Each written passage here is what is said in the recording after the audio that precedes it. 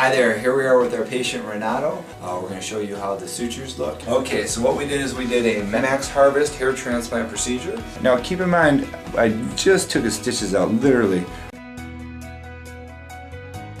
That's where the suture line is. So now let's show you how the grafts look. Alright. So now that the main part of the healing process is over, how was your experience, my friend? Great, great. Amazing. I'll recommend to everyone. Welcome. We'll look forward to seeing you when it grows out. Alright.